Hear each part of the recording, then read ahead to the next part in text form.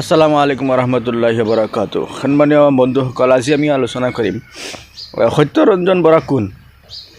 সত্যৰঞ্জন বৰা এটা পাগল। মই যোৱাকালি দেখিছোঁ যে সত্যৰঞ্জন বৰাই বিষয়ে আমাৰ অসমৰ সন্মানীয় বিজেপিৰ সভাপতি মহোদয় ৰঞ্জিত দাস ডাঙৰীয়াই এটা বিবৃতি দিছে।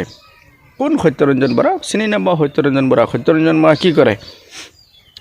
আমি এইটোৰ পৰিচয় দিব বিচাৰিছোঁ যে সত্যৰঞ্জন বৰা কোন। সত্যৰঞ্জন বৰা হ'ল বিজেপিৰ এটা এজেণ্ট।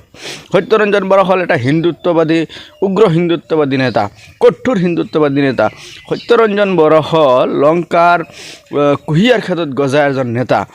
সত্যৰঞ্জন বৰা হ'ল কোনোবা মনৰ, কোনোবা আৱেগৰ, কোনোবা অনুভূতিৰ এটা পোকা।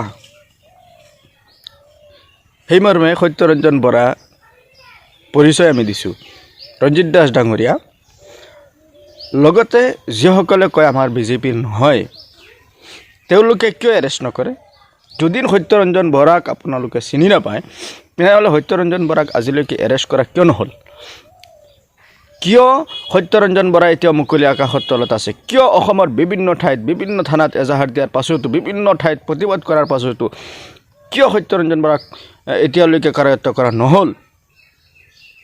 দাস ডাঙৰীয়া, আপোনালোকে ৰাজনীতি কৰাৰ কাৰণে যদি আপোনালোকে ভাবিছে যে আমি অসমৰ মুছলমানসকলৰ আৱেগক লৈ আমি এতিয়া খেলাৰ সময় হৈছে, গতিকে মাইনৰিটি ভোটখিনি আমি একত্ৰিত কৰিব লাগিব, মাইনৰিটি ভোট আমি কিছুমান আমাৰ থলীত ভৰাব লাগিব। যদি তেনেকুৱা চিন্তা কৰিছে তেনেহ'লে আপুনি ভুল কৰিছে। কেতিয়াও মাইনৰিটি সমাজে, কেতিয়াও মাইনৰিটি লোকে আপোনাক তেনে চিন্তা কৰাৰ সুযোগ নিদিয়ে।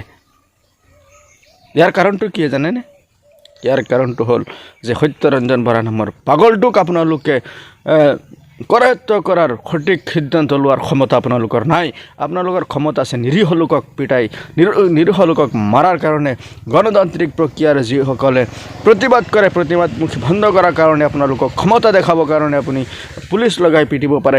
কিন্তু সত্যৰঞ্জন বৰাৰ নিচিনা এনে কুমন্তব্যকাৰী আৰু মানুহৰ মাজত বিভ্ৰান্ত কৰাৰ কাৰণে যি চেষ্টা কৰে, তেওঁলোকৰ বিৰুদ্ধে আপোনালোকে ক্ষমতা দেখুওৱাৰ সাহস কিন্তু আপোনালোকৰ নাই।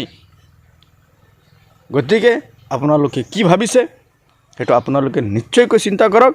কিন্তু মুছলমানৰ কথা কৈ আৰু মুছলমানৰ প্ৰিয় হ'ব আপুনি, সেইটো কেতিয়াও হ'ব নোৱাৰে। আৰু মুছলমানে এনে বুৰ্বকো নহয় যে আপোনাৰ কথাত যাব। আৰু যিসকল কোনোবা কয় যে মুছলমানটো আছে, হয় মুছলমান আছে বিজেপিত, কোনো কৈছে নাই, বিজেপিত থাকে।